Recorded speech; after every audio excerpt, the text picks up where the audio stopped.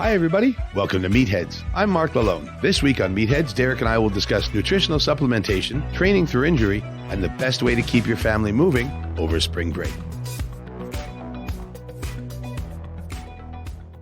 Have you ever been gaming or working online classes and your internet service constantly gets interrupted? First Nations Fiber is about to ensure that just won't happen again. Get ready for high speed at a new level. Click on fnfiber.com and sign up today. First Nations Fiber, empowering people through connectivity.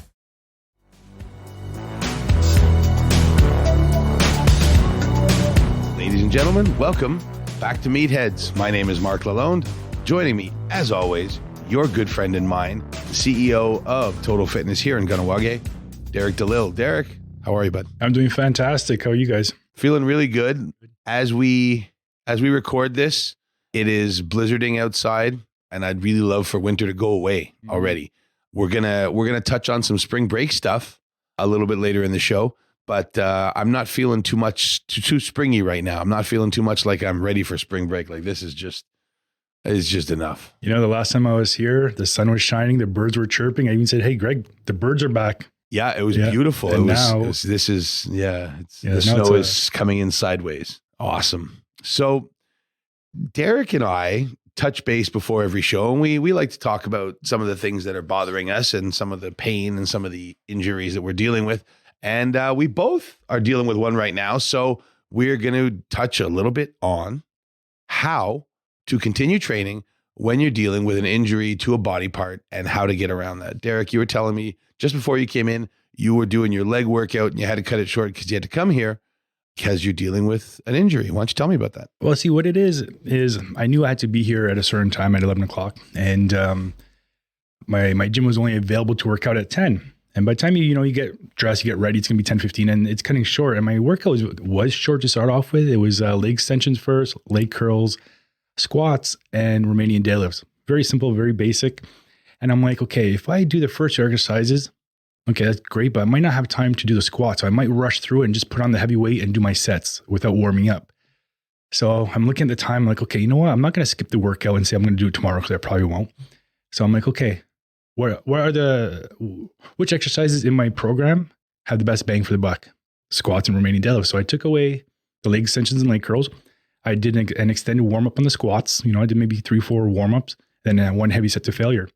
And then I did the same thing for Romanian deadlifts. And it only took me 30 minutes, but it gave me enough time to get a good workout in without rushing through it and hurting myself and actually make it here in time. Overheated, overbreathing, but You feel good. Yeah, I feel good. And I always find like the isolation exercises are kind of like the icing on the cake. They really are. Really needed. It was there to kind of warm up myself before I actually got into the heavy stuff. Mm-hmm. I'm like, let me just warm up on the heavy stuff and come here without any problems, any injuries. I'm going on vacation next week. So the last thing I want to do is hurt myself. Right. So it's taking that extra time to do those warm-ups that we think we don't need when we're younger. But at our age, more warm-ups, the better. They're so badly needed. I actually have started just in this last month or so doing a warm-up set, doing something very light, adding a little bit of weight, doing another set, adding a little bit of weight, doing another set, and then finally coming up to where I would lift that weight if I were fully warm. And I'm really happy with how that's gone. I don't love making concessions for my age, but it really is necessary, especially when it's, minus 20 outside. The joints take a little bit longer to warm up when we're in our 40s. And when we're younger, we always think we want to get into the real sets, the real workout, all this warming up, stretching. We always think it's not even needed. It's the extra stuff. Yeah, it's like you're 20 years old. You're like, whatever, I'm just going to lift. Yeah, let me start off at maybe 70% of my max and start working up from there. And it's already heavy to start off with. And you're not lubricating the joints. You're not getting the pump in. You're not getting the blood flow. No, your heart rate isn't up. You're not lubricated. Yeah. And it's kind of like, we want to get in there and get out sometimes. So we skip on the important extras. Stuff. Yeah. Like I even took time to stretch after my workout today. Even though I didn't have the time, I'm like, you know what? 3 minutes. A minute for each stretch I was doing. Sure, of course. Get it in, get it done, and prevent injury. 3 minutes is better than no minutes if you've stretched, especially, like I said, at our age. There's benefits. I've been nursing a right shoulder injury myself, front deltoid. I think it's weightlifter's shoulder, as we discussed earlier, which is an inflammation of the ball and the socket part of the shoulder joint. It's the lining of the shoulder joint basically comes from overuse. So I've been doing my darndest to avoid horizontal shoulder reductions, no bench press, no incline press, and anything involving my front deltoid, no front raises, no upright rows, nothing like that. So anything that would target that muscle has been avoided. Now, yesterday I did some dumbbell shoulder presses just to see, and I went pretty heavy, and I was like, okay, that felt amazing. So it's not in my actual deltoid; it's inside the joint, the lining, yeah, and that's what's bothering me. So I have been doing more legs than I can possibly ever consider having done before regularly in the last month or so. I'm thrilled with my leg development. And I'm thrilled with how strong I'm getting and how fast I'm getting up and down stairs again, which is really nice. But it comes with stiffness, especially in my glutes. So I've had to manage that as well. And so I've had to add some extra stretching to my regime in order to not be in pain when I sit down on my desk and write stories. Right. Again, concession for my age. Don't like it, but it's necessary. The older we are, the more we have to do those extras. I completely agree. Like I'm saying, we never stretched back in the day. And now most of my, after each workout, I do a weighted stretch. Like even for chest, after I do my upper body, my chest muscles, I'll take a moderately heavy dumbbell and hold it in the fly position for about a minute. And that's my stretch to stretch my chest muscles and the fascia tissue and all that stuff. And so far it's been doing pretty good. It's been making me feel like I'm not so tight anymore. I'm loose. I'm agile, if that makes any sense. It does make sense. I understand the feeling because like your muscles just move more easily. Mm-hmm. You're more supple. I've been doing a figure 4 against the wall to stretch my glutes in a PNF with a little bit of resistance. And I'm really happy with how that's gone. Although my dogs are even happier because they get down and they like lick my face while I'm lying on the floor. But so it's, mutual benefit, I guess, one would say all around. It's, the only thing that I've been dealing with, my main issue with my shoulder is not in my training, really. It's in my sleeping. So I sleep on that shoulder and there aren't enough painkillers in the world to get me through the night. So I get to about 4:30, 4:45 in the morning and my shoulder's like, hey, dude, time to wake up. We're in pain. Do you do a lot of bench pressing? Not for the moment, not lately. But before, yes, right? Because see, I wasn't always a big bench presser, but I did do it. And anytime I would do it heavy, it's probably my form was off because, you learn better form over time. Exactly. Yep. And again, my left shoulder always had some kind of problem. One time I was doing bench press heavy. Yep. And the next day I couldn't rotate it. It was stuck in one position. I could do another, like a different type of rotation, but I could not go like this. I'm like, man, I'm not going to do bench press anymore. No matter what anybody says, that's supposed to be the best chest exercise. I was like maybe 25, 26 at the time. And ever since that little injury, it kind of nags on every now and then. That's why it's very rare I'll do it. But now if I do bench press, it's either I'll try using a sling, one of those weightlifter sling, and keep my elbows tucked, more of a power through form, I guess, but just a better form. As long as being conscious of every muscle in your body when you're weight training is how you should be doing it. But we don't always do that. And I remember this injury happened again for the second time. I was bench pressing and, I'm trying to do 5 sets of 5. And if you get all sets of 5, you move up in weight. Yay, Wendler. Yes, exactly. And that last set, I knew I had a problem with doing it. So, I made sure I had a spotter and I did my 4 and I knew I couldn't do 5, but I wanted to do it just because I want to get that program. So I'm pressing, and all of a sudden my right shoulder pushing more, my left shoulder's trying to catch up. And I knew right then and there something happened. Yeah. And it bugged me for at least 6 months, almost a year, just nagging. And I'd be taking ibuprofen before a workout, or when I sleep on my shoulder sometimes. Yep. So you wake up, your whole shoulder, your whole collarbone area just cramped. So I got treatment for it. And then I just decided to not do bench press or just change my form and just slow down. I have a love-hate relationship with bench press. Mm-hmm. I love it because it's a standard lift. It's one of the ones that in weight training, we've been both in weight training for a long period of time. It's one of those things that's imbued into you from a young age. How much do you bench? That's a measure of strength, this, that, the other thing. As you say, it's got the rep for the best chest exercise. I love bench press and I love pushing my numbers on it because I'm good at it. On the other hand, it fills me with so much confidence that I probably do it too much. And I probably do it too heavy too much.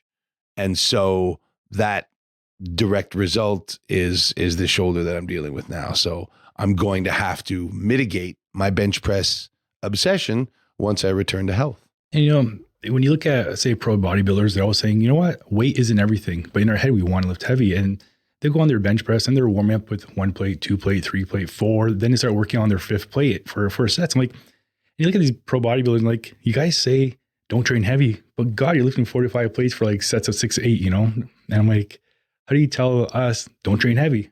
Yeah. And then you're putting 500 pounds on the bar and doing it for reps. Yeah. That's crazy. That's crazy. I like to see them go heavy. Yeah. Hey, I'm training heavy yeah, today. we're doing 6 heavy plates. today. We'll put 9 plates on.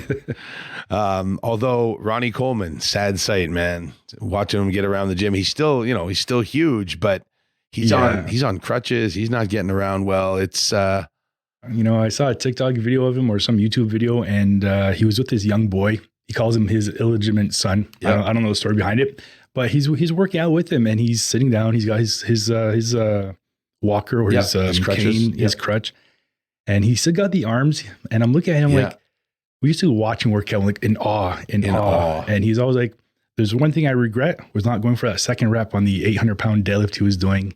And I'm like, geez. I heard that. Yeah. I heard that. Yeah. And the man is literally crippled. And this is what he regrets. Those are his regrets in life. It's pretty amazing if you ask me. Yeah. He says it wasn't from the workouts. It was just a botched back surgery. But I'm like, why would you need the back surgery in the first place? And it just shows that we don't, if you can lift 800 pounds, you don't need to. You don't need to. Like, I think no matter how old you get or how wise you get, we do have a little bit of an ego when we work out, I think everybody who works out has a little bit of an ego when they work out. Everybody wants to push their numbers. Everybody wants to lift more. Everybody wants to be the strong. I want to be the strongest guy in every gym I walk into. Mm-hmm. And I'm sure you do too. Yeah. Back in the day, that's what I wanted. I remember deadlifting heavy weight, even though it would hurt me. Benching, I was a good bencher at one point. But as I got older and I had my own private gym, I didn't have to impress anybody because there's nobody there, just me. But then again, we have a thing on the board, who can bench the most, who can squat the most. And I want my name on there, so sometimes I do the power, but now I took my name off. My goals are totally different right now. Yep. Since January, I think I even came here and told you guys my goals weren't to be bigger and stronger. It was more to be conditioned, be in shape, be healthy, and since I took that on, I feel so much better. I feel so lighter. I feel so, I don't know. I'm not overly worried about making sure I get that 220 grams of protein. I just eat. Mm-hmm. I have my macros I go for, but it's just like enjoying the moment, not just feeling like I gotta get better. Enjoy every workout, and then it's gonna get better overall. Absolutely. I have continued my year without sugar. We're at the end of February and still nothing, and I'm down 42.3 pounds, which I'm very excited about in 2 months, which is crazy. But just goes to show the effect of emotional eating and sugar. Yeah. So I've dealt with depression issues over the years, and I thought, after I got through January, it was going to be great. In February, had some moments where I felt like it was utterly falling apart.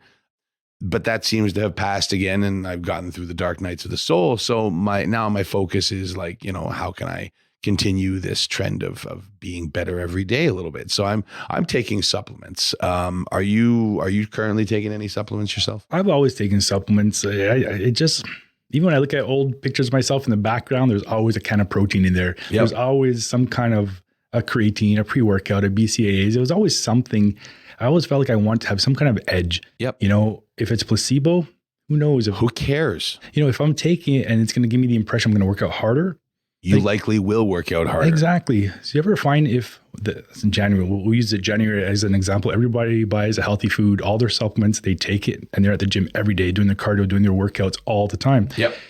And then when you run out of your supplements, you're like, I'm not going to work out. I don't even have my supplements anyways. Right. It's a whole mind thing, So when I take my BCAAs in the morning, is it beneficial to use on an empty stomach before a workout? Some say yes, some say no. I can't say I've progressed better with it. Right. Some people do. Some people say, if I don't take it. Do you like it? My supplements? Do you like it? That's why you take it. Yeah. I like the feeling. Right. That's why you take it. Yeah, exactly. So I think that's the important thing to take away from all this is whatever gets you through your workout, man. Mm-hmm. Like, at the risk of, pumping your body full of horse steroids or things like that. But like, I don't, I take a caffeine and ephedrine stack in the morning. I take them first thing in the morning and I take them 15 minutes before my workout. I take L-carnitine, I take a multivitamin, I take fish oil. I take all these things in the morning and I don't really eat until after my first workout. And I am just fine with that. And somebody's like, well, why do you do that? I'm like, because I like it. I feel good. That feels good. Just an example. I won't say the name of it, but my girlfriend carries these supplements, right? Yeah. They're in little packets, whatever. And she's, oh, you should try it. You should try it. It's good for men. It's good for this. I'm like, you know what? I eat good. I take my multivitamins. They don't do anything. So anyways, I take these packs. It's 1 pack in the morning, 1 pack in the evening. It's got the fish oils. It's got the vitamins, all you kind of need. And it's probably overloaded too, because, you know, your urine's like bright orange or bright yellow, not orange, yellow. Tons of beta carotene. Yeah. And you know, after 3 days of taking it, like I'm very skeptical on anything I take. I'm like, my God, I have more energy. I feel like everything would just better. And I'm trying to really think, is it that, or is it just because I'm taking it? So I feel like I'm getting extra nutrients and I'm going to play it off. But either way, I felt great. And I know I'm getting the vitamins I need, whether half is being, you know, urinated down the toilet. I don't know. But I just actually reordered some just the other day because I haven't touched it in about a year. I'm like, maybe that's what I need in my nutrition, some more vitamins. Right. So what you're saying is if people want to be consistent in their training, they should also maybe be consistent in their supplementation as well and make sure they're ordering it once a month. I think so. Like you need the basic. I believe you need the basics vitamins, you know, because definitely got to have a multivitamin in there. Yeah. Like the other stuff, like I take my protein only because I don't really have a huge appetite. So if I just eat plain food, my protein is maybe 100 grams a day. So it's not enough. No. So I like to have a shake after my workout and a shake before I go to bed.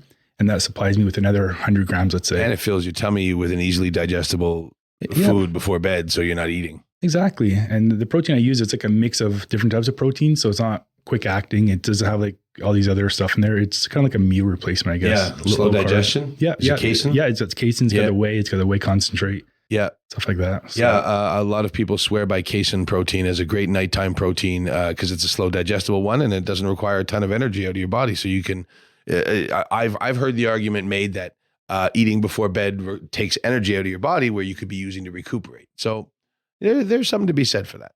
Supermarché Idia, your one-stop grocery store for your everyday needs, offering regular groceries as well as Afro-Caribbean and international food products. Looking to save money? Then Supermarché Idia is the right place for you. Located at 72 Boulevard Saint-Jean-Baptiste in Chateauguay, behind the A&W. Open 7 days a week. For more information, check out their website at idiasupermarket.com. That's IDIA supermarket.com.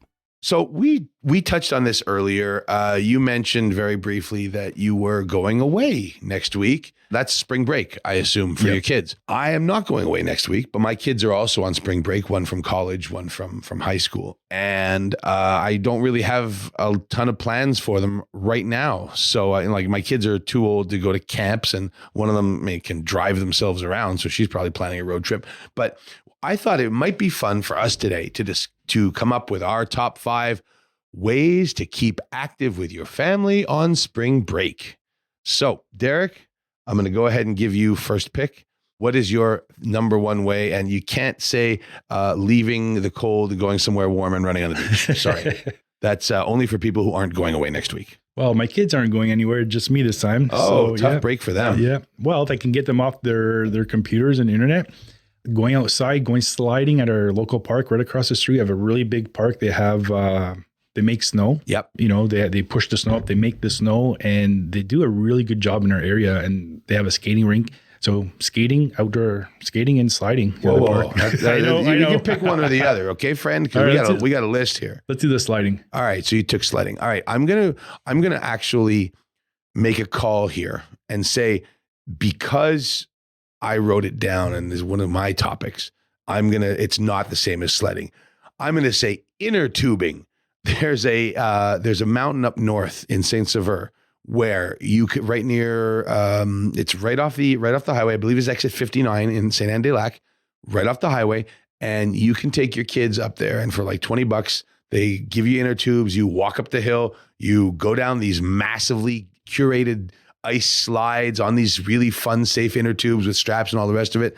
And you can do this all day long. And so that's my pick is tubing because, oh my God, do they get tired after. It's the best. I mean, obviously the idea is to fatigue our children out. You know, you don't want them coming home from spring break or on a Wednesday night at 7:30 running around the house going, I want to, and I'm like, no, too many screens. So, all right, number 2, you're up. You know what? Maybe playing the snow fort making. You know, good one. Yeah, Derek goes off the board. Yeah, I want to go a little bit different because I made snow forts with my kids or made snowmen, and you're out there and you're trekking through the snow. It's not that like, okay, it's easy, but you're still working. You're doing something. You're moving around in the snow and carrying the snowballs and everything and stuff like that. Snow building. It's fun. Playing in the snow. Yeah. I normally I wouldn't say that would be a spring break activity I'd go with, but looking at the weather outside right now, I think we can argue that's going to be a pretty popular destination. Yeah. Okay, so I'm going to go with. Okay, so I'm not going to go somewhere warm and walk around there, go on the beach and run all day because that's Derek's plan. I'm going to go with take them to the mall. What we're seeing a lot, retail is changing. A lot of the big indoor malls are changing some of their offerings to destinations, to experiences. So like, for instance, you go and you can do an escape room or you can do, some sort of treasure hunt.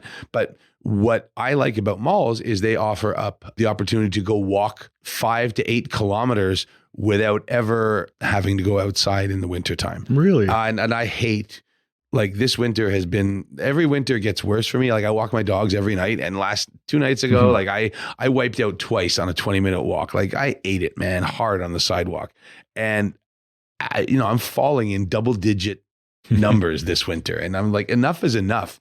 I want to walk inside. So I'm going to walk inside in the mall. The best, it helps that my daughter's old enough where the mall is still very attractive to her. She likes shopping.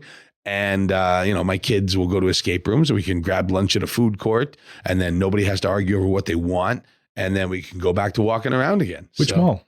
Well, I was going to use Fairview because I'm a West Island guy. But for a destination, a couple of different ones come to mind. Carrefour Laval has a lot of different attractions, as well as Place Vertu in Saint Laurent. Really? Place Vertu is huge, and the food court is gigantic, and you can spend 2 hours walking around there. I haven't been to that mall in 30 years. Yeah, it's still there. It's still there, and it's the food court is something else. It's yeah, a lot of real fun, delicious, healthy options, which I like very much. I remember they just had the picnic. Oh God, the picnics! Oh my God, with the juice, the never-ending juice that flows down the wall. And that's what I remember. I was always fascinated. Where does that juice come from? The juice coming down. Fascinated by the juice. I mean, oh my God, that is it's a flashback. That is a flashback. You have to be of a certain age to remember the picnics. No one's gonna know what I'm talking about. No, they really won't. Like I have no doubt that I have colleagues here at the paper in their 20s who are gonna look at us and go, I don't know what you're talking about. But yeah, the picnic. Okay, so that's my second one. So you got your next choice. Okay, I like geocaching. Geocaching. Yeah. I don't even know what that is. You don't? I have no idea. Well, it's an app on your phone, and it's people. They hide little trinkets all over the place, and they give you a hint. So you go there with your family, and like say there's one on that tree, it'll give you some kind of hint, right, and you'll look around, and then when you see it, you grab it, you open it up, and there's usually a paper and a pen in there, and you write your name and you write the date and the year. And then you put it back and then you go on your app and you look for something else. And there's actually a bunch in town. There's a bunch all over the world, actually. My oldest son introduced me to it during COVID. So every now and then, me and my sons, we go out and we have fun. And one time we had to like kind of dig in the snow because it was at the root of a tree. So we had to dig all around it and looking for this little trinket. And if you can't find it, you can actually message the person saying, I don't know if it's still here, maybe the birds ate it or whatever. So it's very interactive and it's a lot of fun. So it's like Pokemon Go. Kind of, I guess. Or Pokemon Go is like geocaching just with Pokemons. Maybe. That's what that sounds like to me. That's okay. So that sounds like a lot of fun. I've never done that before. And that sounds like something I would really enjoy doing. Well, it's fun because I went with my son once and it was wintertime and it was near Riverdale High School, way in the back. There's like train tracks and there's a bush and a trail. So me and my son had to walk it we made our own trail, looking under trees and and there's like a little map and it has like a little compass on it. So it tells you if you're close or not. And it's kind of like right near the water because, the water to go to Laval, it's in that bush area. So we're looking around and we found like a lunchbox. We found like a little, a tent. And really? And it was chairs and whatever. So I'm like, Brandon, you think somebody's in here? I'm like, I don't know. I don't even think we should go there. It was like an adventure. Yeah. And it was like a bonding moment where we just had fun. And you find a trinket, you take a picture of it, you write your name on there. But it's more of being out with your family and just walking this snow. Yeah, and being outside, getting fresh air. And it doesn't have to be snow because you do in the summertime too, but it was just a lot of fun just to do something together. Speaking of snow, number 3, skiing. I have that written down just as skiing. So it could be cross country, could be downhill if you're into that. Obviously, we're getting quite a bit of nice fresh powder today. It's been a good winter for snow. If my knee could withstand it, I would be skiing once a week. Yeah, I've been skiing, I think, twice. Yeah. Yeah. I It's like fun. it when I go. I just never really have the chance to get up there or. No, same. It's not in my family's DNA, so we don't really go that often. But when we do, my kids really do enjoy it. So I'm a big fan. Anyway, you're up next. Skating. Skating. Good old All right. skating. Good old skating. Yeah, outdoor rink, the old school, freezing, hard ice. Yeah. There's something fun about that, nostalgic, when we're kids, you go on there and it was just a lot of fun. Oh, it was a lot of fun. I actually am going to go off the board with my next choice, and it's very similar. Something I have actually done with my kid and their friends is I send out an email to all my kids' friends from hockey, basketball, what have you, and I say, hey, we're going to rent the rink at the 3-on-3 rink for like $100 for an hour for the kids, and we're going to play a little game. So everybody brings $10 and the kids get to play a hockey game in the middle of the afternoon. If the parents can swing it and they can get there and back, my kid is like 14 now, so it's a little different story. Or my daughter and who all her friends are 18, all I'd have to do is actually rent the rink. They can drive themselves, for goodness sakes. But when my kids were younger, it was a whole process. Get them dressed, get them on the ice, it's a whole thing. And then they're done and take them for snacks after, and everybody's happy. Bob's your uncle, and they're sweaty, they are worked out, and they've socialized. So all things that kids need. Yeah. Where are you going for spring break? Cuba. Oh man, I'm so jealous. It's been I've been trying to get someplace for the last 3-4 years. I'm not a big traveler. I never really went. So this is kind of exciting to get away from everybody. I don't have my kids this time. Their moms have Yeah. it. So just me and my girlfriend are going to go up there and just have fun, just relax. Just have a day, just have a week. And people are like, oh, well, the food, this. I'm like, you know what? I'm going Who there cares, for the man? beach, You go for R&R. And you know There's what? nothing to do. I'm a bodybuilder. My taste doesn't really affect my decisions and certain things, But I mean, I'm going there for the sun, the relaxation. If there's chicken. I know there's chicken, there's rice, there's fish. There you go. And a lot of pork. And that's what you need. Yeah. That's what you need.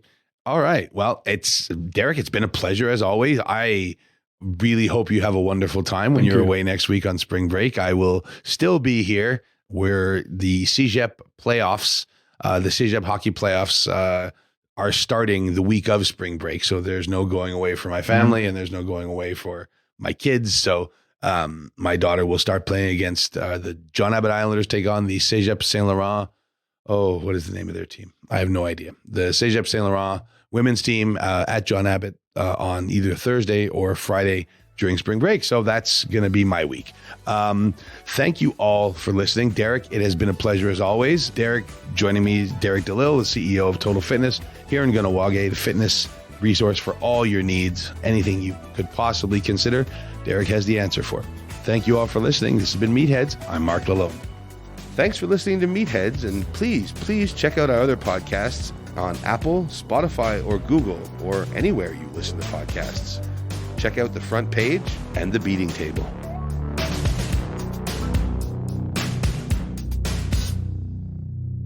The views and opinions of the guests expressed in this podcast do not reflect those of Iorì and its employees.